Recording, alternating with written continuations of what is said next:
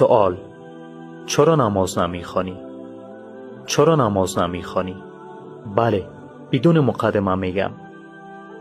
بدون مقدمه میگم. چرا نماز نمیخوانی؟ چرا؟ آیا معنای نماز را میدانی؟ برادرم و خواهرم، سخن من متوجه کسانی که به خدا و پیامبرش ایمان ندارند نیست. سخنم متوجه کسانی است که میگویند لا اله الا الله محمد رسول الله. سخنم متوجه فرد مکلف، بالغ، عاقل که صدای اذان را میشنود و هیچ مانعی برای نماز خواندن ندارد. سخنم متوجه این افراد است. چرا نماز نمیخوانی؟ فقط یک سوال از شما میپرسم: چرا نماز نمیخوانید؟ روزی که در برابر پروردگار متعال قرار میگیری چی خواهی گفت؟ خداوند متعال روز 5 مرتبه شما را مخاطب قرار داده و میگوید بشتابید به سوی نماز، بشتابید به سوی رستگاری. و در نماز فجر هشدار دیگری نیز بر این دو افزوده است که نماز بهتر از خواب است. اما با وجود تمام اینها باز هم افرادی هستند که نماز نمیگذارند. واقعا دردآور است، نماز نمیخوانند. نماز را برپا دارید و با برده های خود به خوبی رفتار کنید.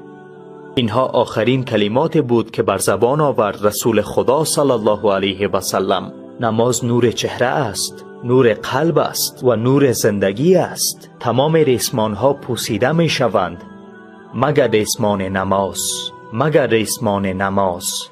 برادرم و خواهرم، مواظب باش که ریسمان میان خود و پروردگارت را پاره نکنی. نماز دروازه است که همیشه باز است. تمام درها می پوسند مگر این در، پس آن را نبند. گمان مکن که اگر صدقه بدهی اما نماز نخوانی صدقاتت برایت مثمر ثمر خواهد شد.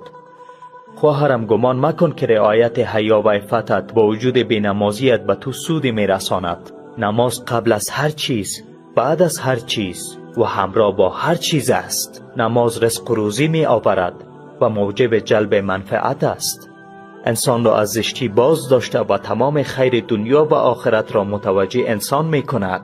آیا دچار غم شده ای؟ آیا دچار مشکلات شده ای؟ آیا مشغولیت ها و مصیبت های دنیا تو را اذیت می کند؟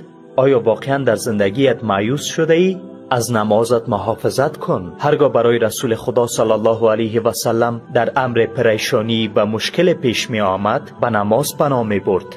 لذت بخشترین، زیباترین و لطیفترین لحظات زندگی دنیا زمانی است که سر به سجده نهاده و به پروردگار تقرب می جویی. رسول خدا صلی الله علیه و سلم می فرماید نزدیکترین حالت میان بنده و پروردگار متعال زمان سجده است.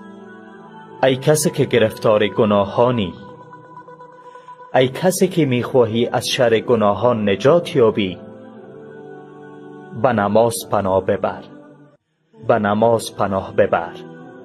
همانا نماز از کارهای زشت و ناپسند باز می دارد. نماز از بزرگترین اسباب جلب رزق است. خداوند متعال در این مورد می فرماید وَأْمُرْ أَهْلَكَ بِالصَّلَاةِ وَاصْطَبِرْ عَلَيْهَا لَا نَسْأَلُكَ رِزْقًا نَحْنُ نَرْزُقُكَ وَالْعَاقِبَةُ لِلتَّقْوَى. ما به شما روزی می دهیم تا بدانی که یکی از بزرگترین اسباب جلب روزی و دفع فقر نماز است. تا کی می خواهی به بی‌نمازیت ادامه دهی؟ از کجا می دانی که تا پایان این بسته تصویری زنده می مانی؟ عمر انسان ناپایدار است. نماز بخوان. ارتباط جدید میان خود و پروردگارت برقرار کن. توبه کن توسط کلید نماز. خداوند متعال می فرماید خلف من بعدهم خلف اضاعوا الصلاة واتبعوا الشهوات فسوف یلقون غیا. آنها نماز را ضایع کردند، آن را ترک نکردند، اما از وقت آن به تأخیر انداختند. غی یک وادی عمیق در جهنم است که بوی بسیار بد دارد و بسیار جای ناپاک است. که جهنمیان را وارد آن می کنند و تمام وادی های جهنم از شدت حرارت این وادی پناه می برند. این عذاب برای کسی است که نماز را از وقت آن به تأخیر اندازد. حال چه فکر می کنی در مورد عذاب کسی که آن را ترک کند؟ عزیز من، این پیام برای کسی است که قلب سلیم داشته یا گوش شنوا دارند. پند است: به نماز بازگرد و خواهی دید که در زندگیت چه تغییرات اساسی پیش خواهد آمد.